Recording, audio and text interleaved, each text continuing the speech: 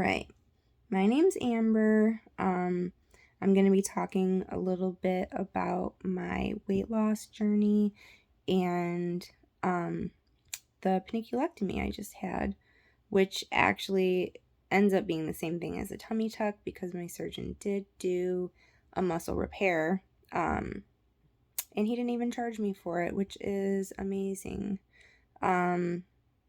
So the panniculectomy was paid for by insurance for me because of how much weight I had lost. I don't know what exactly is going to be my out-of-pocket expense because my insurance requires me to pay 20% of the hospital bill and surgeon and anesthesia fees.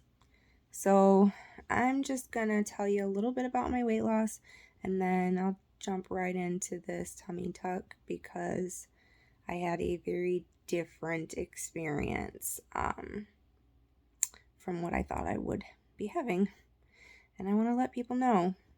Anyways, I did lose a lot of weight. I lost about 140 pounds.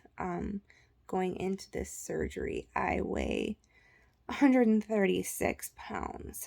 I have maintained my weight loss for about 4 years now. And I did get a breast lift and augmentation last year. That went very well.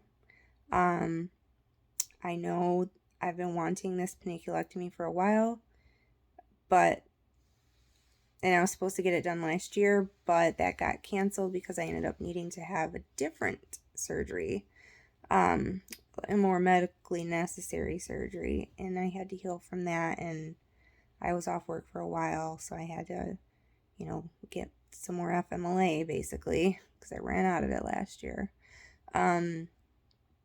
Anyways, I did find a surgeon that takes my insurance, and we scheduled the surgery.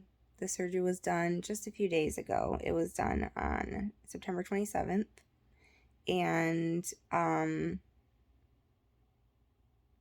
it didn't go well. Plain and simply. It just didn't go well. I went into recovery after surgery. Normal. Everything's normal.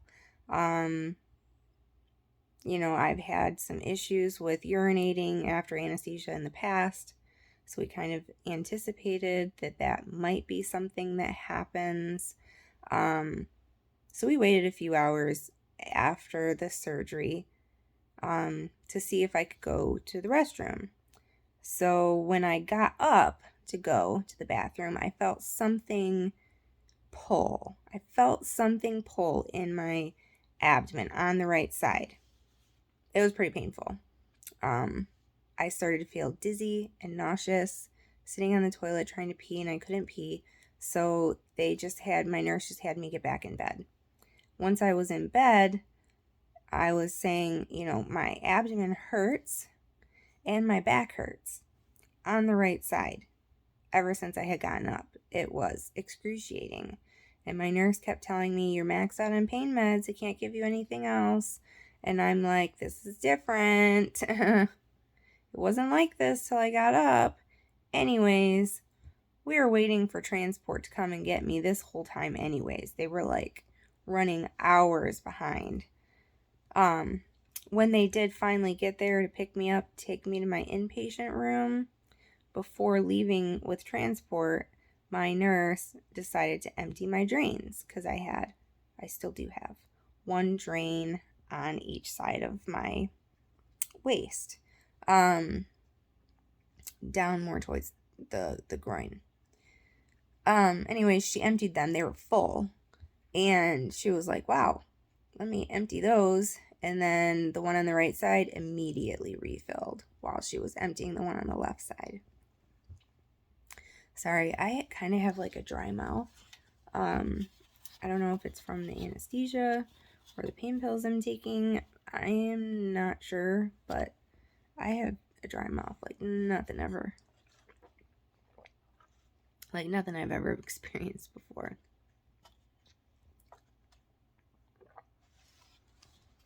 Okay, so She empties my drains and they automatically refilled. And this happened several times. Empty, they just kept filling with blood. And it wasn't old blood, it wasn't mixed with Sarah's, it was like fresh blood that I'm actively bleeding right in that moment. So she paged my surgeon, and my post-op nurse knew. She knew I needed to go into the OR. So before my surgeon even came to check on me, she got a hold of the anesthesia team and she got a hold of an OR room for me, an operating room. She handled everything. Everything was set to go. So my surgeon came. It was determined that in like an hour, I had lost, I can't remember because they put it in cc's or mls or something, but my husband converted it to ounces. I had lost 22 ounces of blood in 1 hour, on top of whatever I lost in the surgery initially. So I was bleeding from somewhere inside where they did the surgery. So they took me into the OR. They opened everything up again. They found that I was bleeding from an artery that had been cauterized, and probably when I got up to go to the bathroom, clot dislodged. And I was bleeding internally. So they fixed that. I ended up needing 4 blood transfusions, and I was sent to recover in the ICU, the surgical ICU. I spent 3 days in the surgical ICU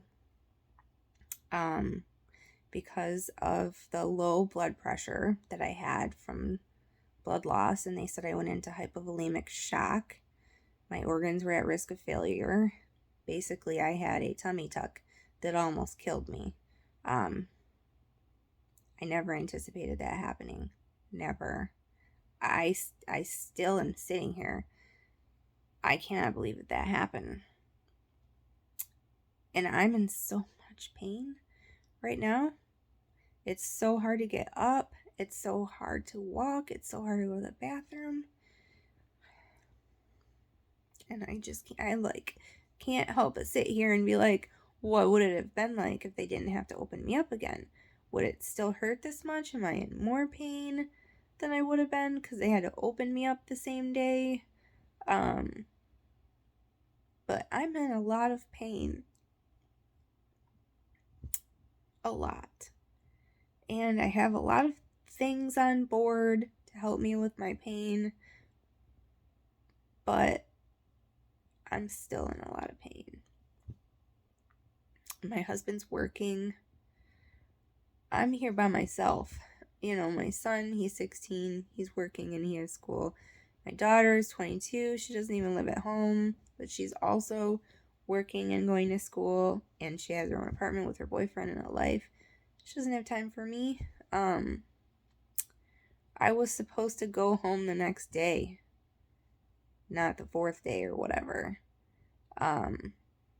We had it planned to where I had somebody to be with me for a few days, but it didn't work out. Yes, somebody was with me because I was at the hospital. I had nurses, but now I've been sent home and I'm in a condition that I feel like is worse than would have been had I not had to been reopened, reoperated on, all those blood transfusions and whatnot. I feel like I was weakened by everything that happened. Even picking up my cell phone felt like I was holding 10 pounds in my hands. That was on day 2, post-op day 2, where I was so weak. Post-op day 1, I didn't do anything but sleep. Post-op day 2, I attempted to hold my phone and text people or whatever, but I would fall asleep in the middle of doing a text. It was wild. Post-op day 3, I was a lot better. I was getting up and walking more, eating finally. and then post-op day 4, which is today. Today's post-op day 4. I don't know if I'm just like self-pity or whatever, but it's Saturday. My surgery was Tuesday. The last time I took a shower was Monday night because my surgeon told me to shower the night before and not the morning of. When I got there, they had me wiped down with all these chloroseptic wipes. I don't know what they are called. Some kind of wipe to clean off my body. So yeah, I feel filthy. And I don't know how I'm gonna get clean because I live in a small house with one shower, one bathtub, and that bathtub has a shower door. So I have to open the shower door and climb over the bathtub edge to get into the shower. And I don't even know how I can barely get out of this chair. I don't know how people do. I can only assume that I feel this way because I was opened up twice in one day. I just completely feel like I can't do it. Like I just feel a little bit helpless. I know that sounds dramatic. It does. It sounds very dramatic, but it's the truth. I'm here home alone. And I don't know how I'm going to wash myself. I don't know how I'm going to feed myself. I'm in pain. It just sucks. Anyways, I'll end this video here. I'll try to make another video tomorrow. And keep anyone that cares updated on what's happening with me. Alright, thanks for watching. Bye.